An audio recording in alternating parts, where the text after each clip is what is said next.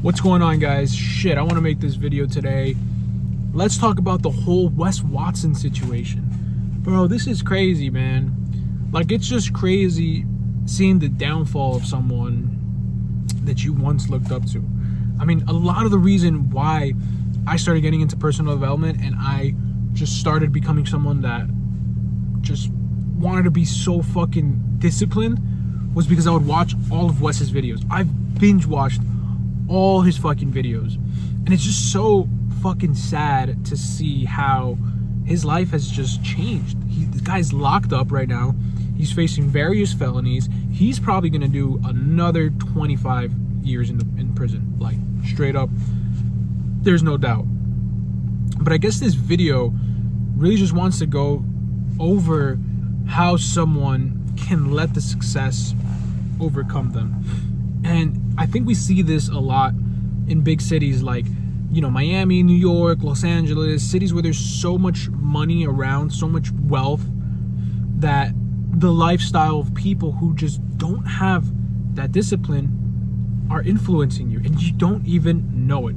I live here in New York City, and even I myself, from time to time, feel the temptations of the nightlife, of people out drinking, parties, clubbing, especially in the summer. Everybody's out. You go to the city just for some ice cream and there's bars open, people on the street, shit-faced drunk, and I can only imagine how much worse Miami is.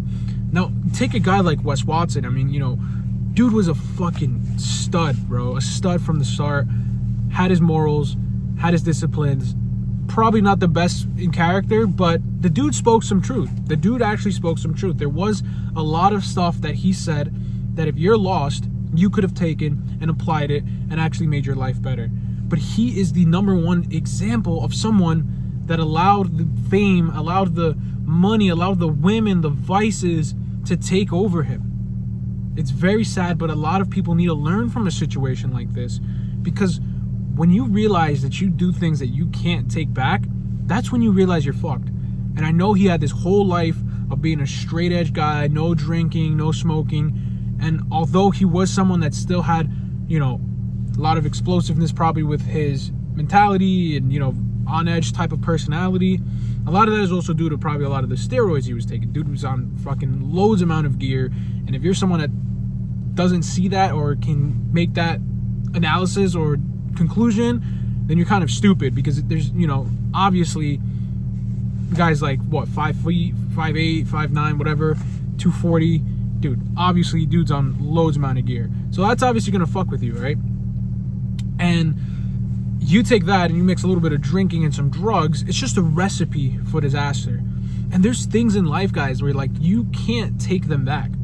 I've had my fair share of experiences. I mean, I had a fucking car accident from drinking. I literally was drunk as fuck and I was driving on a road and I flipped the fucking car like 3 times. I don't even know how I'm still alive. God blessed me to give me a second chance.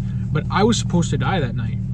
And I told myself, man, drinking, driving, just being a fucking reckless little fuck, it's not the way to go. It's not the way. And ever since that day, I've always been very, very, very anal about drinking and driving. I don't even drink anymore. But if I was to ever drink, there's no way I'm going to be behind a steering wheel. My girl can drive. I can call an Uber. I'll park in a fucking parking lot. But I'm not driving, because I learned my fucking from that experience, bro. It was crazy. I mean, you know what it feels like to like realize that you could have died and you could have possibly even killed other people? Just not a good feeling to have. But man, it's just fucking sad, bro. Fucking sad what's happening to guys like Wes that are out there in Miami, New York, you know, Cali, LA, and they're just, I mean, they're just fucking in that lifestyle, man. You know, the money. See, the thing is, money, people always complain and say that money changes you.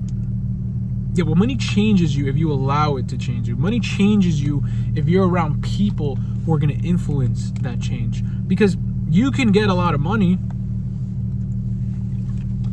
and you can surround yourself with some other people that are also making a lot of money, and you guys could do a lot of good together.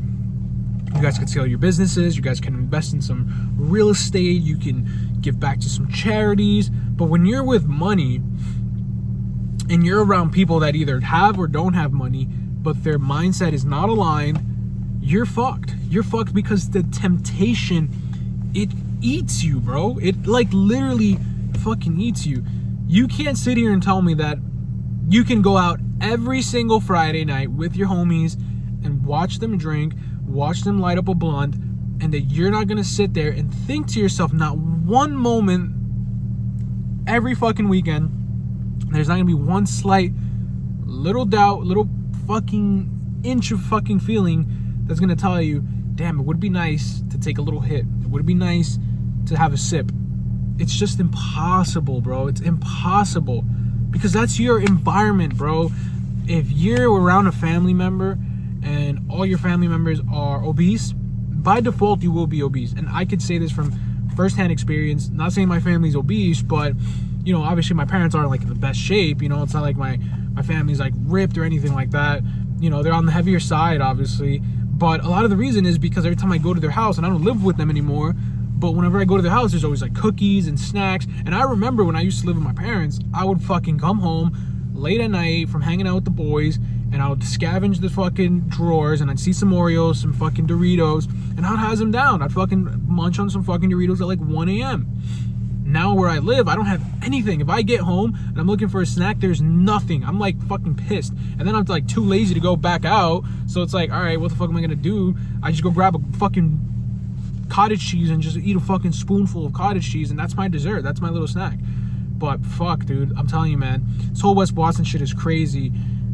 Don't be like this guy, man. When you get a lot of money, just do good with it. Be around the right people. And like I said, a lot of the stuff he had to say in the beginning, it helped me. It helped me, and I'm pretty sure it helped a lot of you guys. But what he's become, what he's going through now, it's very sad. Do I say I feel bad for the guy? I don't know, because at the end of the day, he is kind of an asshole. But I do feel bad in a way, because I think that if he was around the right people and people that were actually looking out for him, he would have had a whole different outcome. But there's just some people that are just meant to be in prison, and I unfortunately think that he's one of those people.